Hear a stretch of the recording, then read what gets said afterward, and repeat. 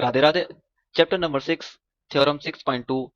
If a transversal intersect two parallel lines, then each pair of alternate interior angles are equal। Hindi में देखते हैं, यदि एक तिर्यक रेखा दो समांतर रेखाओं को प्रतिच्छेद करती है तो एक समांतर यानी कि जो एकांतर कोण है का जो प्रत्येक युग्म है वो हमारा बराबर होना चाहिए। हमें ये सिद्ध करना है। गिवन हमें यानी कि दे के रखा है कि ए बी समांतर रेखा दे रखी है सी डी के, और हमें प्रूव करना है जो एंगल 1 है वो बराबर है एंगल 2 के और एंगल 3 बराबर है एंगल 4 के। प्रूफ करते हैं। यहाँ पे लिखते हैं, सबसे पहले लिखेंगे कि एंगल 2 इक्वल टू में एंगल 5।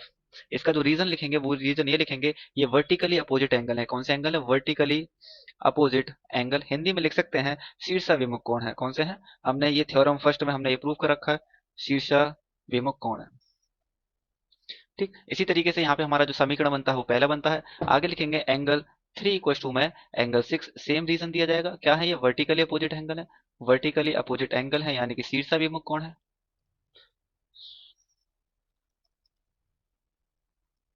शीर्षाभिमुख कोण है ये हमारा बनता है समीकरण द्वितीय।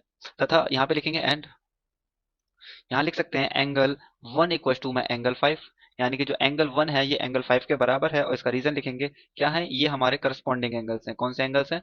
तो ये हमारे करस्पॉन्डिंग एंगल है, यानी कि हिंदी में लिख सकते हैं संगत कोण है। और ये जो हमारी इक्वेशन बनती है यानी कि जो समीकरण बनता है ये हमारा तीसरा समीकरण बनता है। ठीक है, इसी तरीके से यहाँ लिख सकते हैं एंगल 4 इक्वल टू में एंगल 6। इसमें सेम रीजन दिया जाएगा। सेम रीजन क्या है? करस्पॉन्डिंग एंगल्स यानी कि संगत कोण है। ये हमारा समीकरण जो बनता है वो बनता है 5 हमारा बनता है। अब इन समीकरण को हम सॉल्व करके देखेंगे कि यहाँ पे लिखेंगे सबसे पहले कि इक्वेशन देयरफॉर जो equation from equation first and third, जो इक्वेशन फर्स्ट और थर्ड यहाँ पे दे रखा है एंगल 2 इक्वल टू में एंगल 5, और यहाँ पे दे रखा है एंगल 1 इक्वल टू में एंगल 5। एंगल 5 2 के बराबर है और यहाँ पे एंगल 5 एंगल 1 के बराबर है। तो यहाँ पे लिख सकते हैं एंगल जो 1 होगा वो हमारा एंगल 2 के होगा। इसी तरीके से हम यहाँ पे लिखेंगे सिमिलरली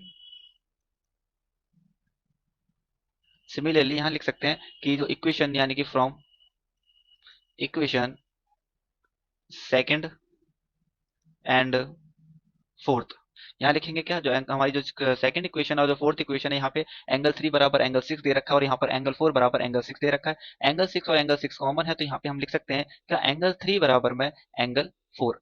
और हमें यही सिद्ध करना था कि एंगल 1 बराबर एंगल 2 है। यहाँ पे हमने ये प्रूफ करा, और एंगल 3 बराबर में एंगल 4 हमने यहाँ पे प्रूफ करा। तो यहाँ लिख सकते हैं हम hence hence proof hence proof.